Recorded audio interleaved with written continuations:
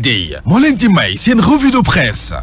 li si yéene kaay yi dañ ci ànd ak Mantoulaye Thioub Ndoye. dikkati naa wure wa dem na ka waxi mag dem na nda daal li lu ca des xanaa ngeen bu bëre rek préfet yi daal di dañ publier liste ñi nga xam ni ñoo war a bokk ci élection locale yi direct news moom a ko daal di xamal enquête yéene kaay daal dina ma combat bi day dina metti ci local 2022 yi ndax nag bari na liste yoo xam ni dàqoon nañu leen waaye del si waatal nañ leen yéene kaay bi ne combat bi dina metti goo xam ne maar day taali lay doon Sud Quotidien ko rawatina Ndakaaru ndax Ndakaaru nag Benno Bokk Yaakaar Yewwi Askan Wi Wallu Bokk Gis-Gis ñoom ñëpp ñu ngay xëccoo mairie bu Ndakaaru te opposition ba bari na fa lool yéene kaay bi dema ak coalition Mame Mbaye Niang ba ñoom it daañu xëccoo mairie bu Ndakaaru L'Info yéene kaay ne juróom benn lañu ci lim ñoo xam ne war nañu xëccoo nag mairie bu Ndakaaru Pape Diop di wër aljana ga nga xam ne ca la nekkoon mu neex lool te mu ñàkk ko Soham Wardini nekk maire boo xam ne dañ ko faa jañax waaye nee na du ba ñam naa ko neex na banaa amul fenn Doudou Wade joker bu parti démocratique sénégalais ñu xaw a ñàkk doole ci capital bi fas ko yéene wëraat Abdoulaye Diouf Sarr candidat bi gën ci Benno Bokk Yaakaar moom mi nga xam ni gëntam yépp du lenn lu dul jiite Ndakaaru jël job bii nga xam ni ay maama ma ko sos Barthélémy Dias mooy susu Ndakaaru jël ndonoog Khalifa Ababacar Sall Mame Mbaye Niang laaj ba samp mooy mbaadu nag mooy ka Macky Sall yónni ca suuf te kenn yëgul lu ci mënti am daal juróom benn yii L'Info ne ma ñooy xëccoo Ndakaaru Bougane Gueye Dany ak mouvement gëm sa bopp nar ñoo bokk ci yooyu la élection de déedéet L'Info daal di ne ma daal dina ñuy dàq seenug liste te loolee cour d'appel da ko daal di dëggal Bougane nag daal dinay daw wutali cour suprême ngir fas yéene amuk dëgg mën a bokk ci élection locale yi rawatina ci Ndakaaru enquête yéene kaay ne ma ne la ñin bàyyi ñu jàll bu ñu naagu waaye ñi ñu rejeté bu ñu xaddi ña nga xam ni dañoo rejeté woon seeni liste daal di koy andiwaat ñooñu it bàyyi boo ñu def très attention enquête yéene kaay ne ma ministre de l'intérieur daal dinay sàkku ci préfet yi ak sous préfet yi ñu daal di daw ca pourvoi en cassation bu ko jaree ngir liste yéen rejeté woon cour d'appel daal di koy dekkalaat ñu daal di koy jéem a rejeté waat L'Info yéene kaay ne ma déggoo de Bougane Gueye Dany dem na kalaame ji waa cour suprême ëttu attekaay bi gën a kawe ndax nag liste mi nga xam ne nee na fu mu ko teg ñu teggi ne ko bokkoo critique yéene kaay daal di may xamal ne gëm sa bopp day coalition bu Bougane Gueye Dany bi daal dina ñuy déclaré wu nag ci cour suprême ba gaa yu gëm sa bopp yi daal ne lii nag bu dul acharnement xaw ma lan lay doon ndax liste gëm sa bopp yëpp dañ leen daal di rejeté ci département yu Sénégal yëpp laa la wax moo am Ndakaaru moo am Bignona moo am Diourbel moo am Lambaye Gongol foofu nga xam ni maire ba ci boppam sax moo dem fekki Bougane Gueye Dany te xanaa doon ni ma maire ba xamul nu ñuy defaree liste gaawaan dàq nañ fa liste gëm sa bopp Babacar Justin Mbengue ci yéene kaay bi daal di xamal ne ndaw yi nga xam ne ñoo bokk ci grande coalition gëm sa bopp daañu amal ab sitting toogaanu ñaxtu àllarba ji ñu jëm ci buntu nag préfecture bu Ndakaaru ngir naqaru nag lii nga xam ne teg nañ leen ko préfet bi di Mor Talla Tine teg leen ko te jaarul yoon di woo nag opinion nationale ak internationale ngir ñu ñëw nag bokk ci boobule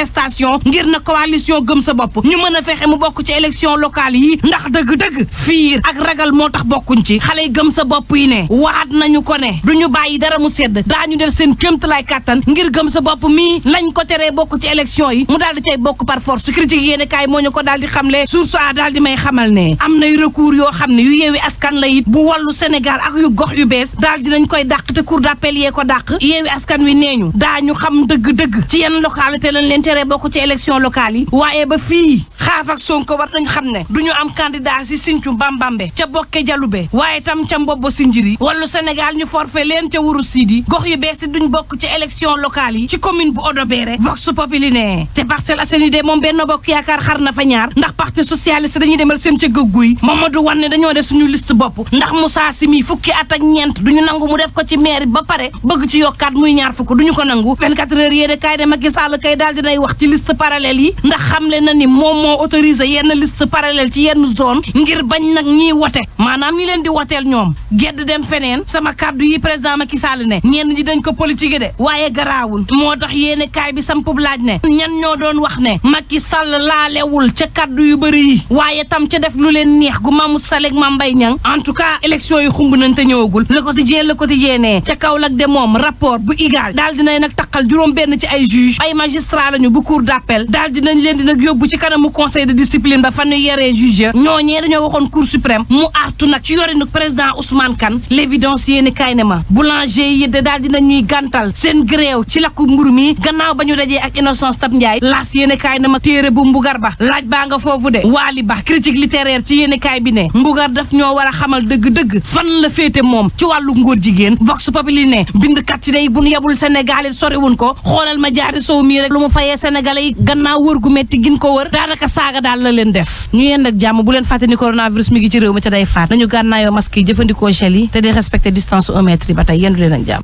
Jumia bi leen indil Black Friday moo leen doon may seen revue de presse. benn liste yoo xamante ne rek dëggal nañ ko ngir li nga xamante ne rek moo di jongante local pour ville bu Dakar préfet bu Dakar boobu nag moo jël arrêté lu ñeel wàllu woowee grande coalition gëm sa bopp mi nga xamante ne nag dañ ko recalé ne nag mu jël na acte ci boobu leen ndogal bu cour d'appel waaye nag dafa fas yéene organiser benn sitting ci kanamu préfecture bu Dakar fédération nationale des boulangers du Sénégal ak le regroupement des boulangers du Sénégal mu rek dakkal li nga xamante ni moo du seen mot d'ordre de grève mu di ndogal boo xamante ne rek jël nañ ko ginnaaw ndaje buñ doon amal ak présidente au conseil du dialogue social di Innocence Tab Ndiaye ñaareelu pàcc xibaaru bitim réew lay doon ak li si yéenekaay yi ak Mantoulaye Thioub Ndoye yéen suut ñu faram fàccal leen.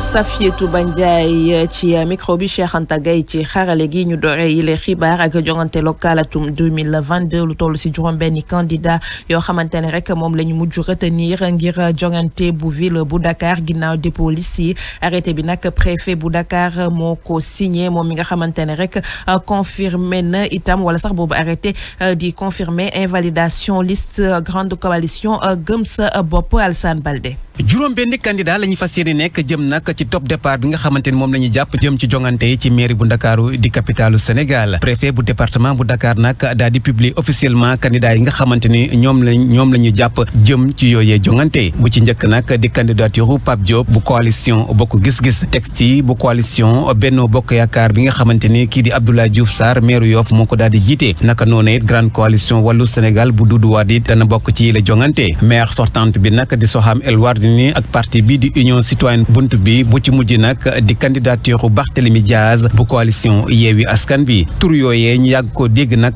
tey ñu daal koy officialiser gannaaw bi nga xamee ni nag kii di préfet daan nay publier waaye affiché boobee liste ci préfecture bu Ndakaaru ana kan ci juróom benn candidat yooyu moo fas yéene toog ci boobule 6 jëm nag ci mairie ville bu Ndakaaru joxante dig daje ñaar fukki fan ak ñett ci weeru janvier bi ñu dëmmal. Alassane Baldé waaye teewul grande coalition gëm sa bopp paregul ci mbir mi ginnaaw rek bi ñu dëggali rejet wu listam ci Dakar te cour d'appel def ko moom ci boppam nag nee na bàyyi na xel wala sax jël na acte ci boobule ndogal waaye teewul nag gëm sa bopp fas yéene na saisir cour suprême ngir beneen recours te itam amal benn sitting boo xamante ne rek àllarba lay doon ci kanamu préfecture bu Dakar Mouhamed Diop. ci ab janoog way taskatu xibaar yi grande coalition gëm sa bopp dikkaat na ci dogalub cour d'appel mi rejeté listam ci ville bu Dakar. donc tey jii nii yéen ñëpp bettu leen que ne sunu candidature dañ koy invalider par le préfet Mortalla Gueye mais lu may wax rek muy lii singale la. dañu jot benn xibaar bu jógee ci cour d'appel de Dakar mu rejeté maanaam dafa bañal candidature président Bougane Gueye Dany au niveau de la ville de Dakar. grande coalition gëm sa bopp fas yéene na dem ca fa mbaxana gën a kawe ca cour suprême ngir ñu mën a attewaat mbir mi. parce que tey boo demee dans la région de Diourbel maanaam dans le Bawol tey boo demee Réfane muy Gaawaan muy Ngongam foofu nga xam ne ay maire dañoo rallier ñëw rejoindre grande coalition gëm sa bopp dañu ko déclarer ne ñoom du ñu nangu tey jii nii dëggal suñu candidature. ca noonu it ndaw coalition gëm sa bopp yi fas yéene nañu amal ak toogaay ñaxtu ca préfecture bu Dakar ngir ñaawlu doxalinam ak doxalinu ak administration territoriale ci mboolem seen liste yu ñu rejeté daanaka ci Sénégal gi yépp. àllarba incha allah daañu def ab say taxaw ci buntu préfecture maanaam ñaxtu taxaw wan ko ne ko lépp lu mu bëgg a def du ko fi jaaree. Diop liste départementale coalition grande coalition Gëm Sa Bopp ca Vélingara moom nag mujj nañ ko validé cour d'appel moo ko validé bu Ziguinchor itam ginnaaw benn recours boo xamante ne bu cour d'appel bu Ziguinchor moo ko validé waaye itam lu ni mel lañ nemmeeku itam ci liste grande coalition Gëm Sa Bopp bu commune bu Suel nekk itam ca Bignona ñu wax ba tey ci rejet liste yi ak rejet liste Yewwi Askan Wi nekk ci commune bu Tivaouane Peulh Niaga nag coordonnateur yu boobule coalition di nakarlu bu baax a baax li ñu jàpp ne rek tentative wala sax ay pexe la ngir rek beddi leen ci compétition locale yi nga xamante ne dañ ko war a amal ci boobule commune ñuy tuumaal nag autorité administrative bi ñu jàpp ne rek joué wul rôle am bi mu war a def maanaam daal neutre ci dépôt liste yi ñoom si seen bopp nag di leeral ni 2 jours yi nga xamante ne rek dañ ko waroon a am bi nga xamante ne loi bi daf leen ko permettre ngir ñu compléter wala corriger yenn erreur si liste yi nangu luñ leen ko maanaam daal dafa mel ni dañ leen ko bañal ginnaaw nag bi ñu déposé benn recours seen pool d'avocat jiite lu ni mel yi le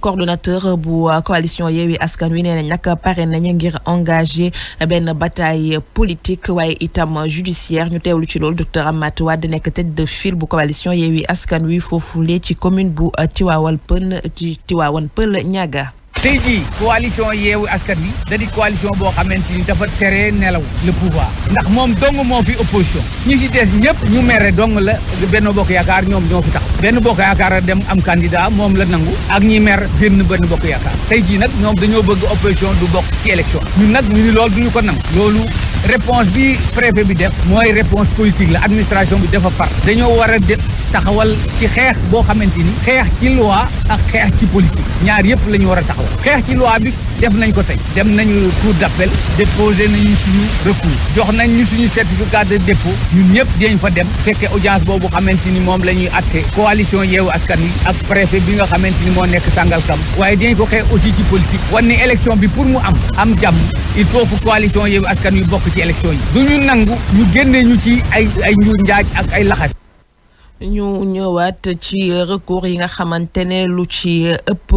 jot nañ ko vidé cour d'appel nag bi nga xamante ne mandataire liste rejeté yi dañ ko saisir woon vidé nañ ko liñ ci nemmeeku moo di rek lu ëpp ci liste yi nga xamante ne rek demoon nañ di sàkku rek ñu xoolaat seenu mbir si cour d'appel dañ ko mujj réhabiliter l'administration territoriale moom nag dañ koy tuumaal ni rek dafa jëfandikoo pouvoir boo xamante ne rek am ko maanaam excès de pouvoir ci yenn localité mu di loo xamante ne rek tax na ñuy samp laaj ci administration territoriale ndax dafa xamul bu baax lii di code électoral comme yeneen entité yi nga xamante ne rek bokk nañ ci yile jongante wala sax moom est-ce que dafa ànd ak nguur gi leeral yi ñu ànd seeg Fatou Abdou Ndiaye. rejet yu bari liste opposition bi mel ne fi mu toll nii ñu ngi ci indi pexe ci Saint-Louis Thiès ba ci Dakar magistrat yu cour d'appel yi di wax commandement territorial yi nañu accepté yenn liste ci coalition yenn yi mu mel ne justice tey dafay jàngalaat administration territoriale seen liggéey. lu ni mel it mën na firndeel ne lenn li nga xam ne ku jëkk politique yi doon nañu ko wax jëm ci coalition Yewwi Askan Wi ak Gëm Sa Bopp muy dañoo tere yenn coalition yooyu ñu dem ci élection teg ko ci ay prétexte yoo xam ne tegul fenn wala far goo xam ne yenn ci ay préfet far na ko ci loolu nag teg nañu ca la nga xamante ne mooy ñàkk maîtrise ci texte yi nga xam ne ñeel na yenn agent administration yi mën nañu koo sax dippee violation ci code électoral yi ni ko ñenn ñoo xam ne expert la ñu waxee mën nañ caa tudd Ndiaga Sylla mi wax ne ñàkk nañu tey dispositif organisation ci préfecture yi ñàkk xam li nga xam ne mooy procédure réception candidature yi waaye te ñàkk xam it lépp loo xam ne ñeel na disposition yi nga xam ne war nañu ko teg bokk na ci sax jeton de présence ne am na ay préfecture yoo xam ne amuñu ko lu ni mel nag di ay rëq-rëq yoo xam ne nemmeeku nañu ko tey ci sunu processus électoral faaw rek jëruñ ju dénk wàllu kaaraange biir réew mi nga xam ne moom moo war a organiser yooyu élection daal di dalal askan wi seenu xel dala woy politique yi ngir rek ñu mën a am élection yoo xamante ne dafay jaar yoon te tëddee njaaxaanaay bésug ñaar fukki fan ak ñett ci weeru janvier atum 2022. Fédération des boulangers du Sénégal ak regroupement boulanger yi ci Sénégal jël ndogalu rek dàqal ndogal bi nga xamante ne rek moom lañ jëloon ne dañuy arrêter production de pain bi maanaam daal dañuy rek grève bañ a jaay mburu bañ ko defar mu di ndogal boo xamante ne rek ñoom ñi nga xamante ne rek ñooy liggéey ci wàllum boulangerie wala ñi ko boot ñu ngi ko jël ginnaaw rek ndaje buñ doon amal ak président du Haut Conseil wala sax du dialogue social Innocence Tab Ndiaye moom ci boppam nag rafetlu rek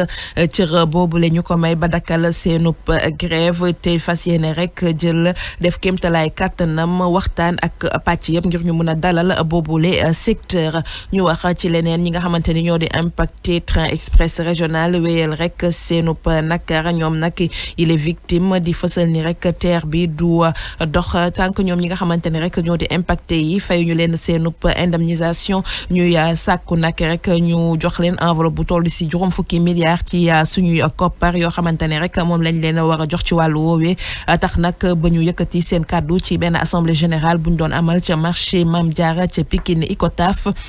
ñu teewlu ci loolu Ibrahima Cissé di président bu collectif national des impactés du train express régional ci micro Younoussa Baldé. nga xëy benn bis ni ko yow jekkoo ci dara du dul torox jël alalam ci jëlin boo xamante ni tegoo ko ci benn yoon ba pare la nga ko waroon jox nga téye ko depuis ñeenti at joxoo ko nga yëkkati lu toll ni marché juróom benn téeméeri place fan la ñu xaj nga ni leen amu leen droit ci recasement dem leen taxawaalu képp ku nga xamante ni jël nga cantine yooyu jox ko ñoo xamante ni amuñu fa cantine amuñu fa tous na nga xam ne di nga ko digaale ak ay nit dañu gis ni ñun fii Sénégal suñuy njiit ay weñ ak i raay moom la ñu gën a fulaal te ay doomu aadama alalu doomu aadama dafa sensible après nous avoir confisqué nos biens illégalement nous qui réclamons à l'État 50 milliards on ne va pas se laisser faire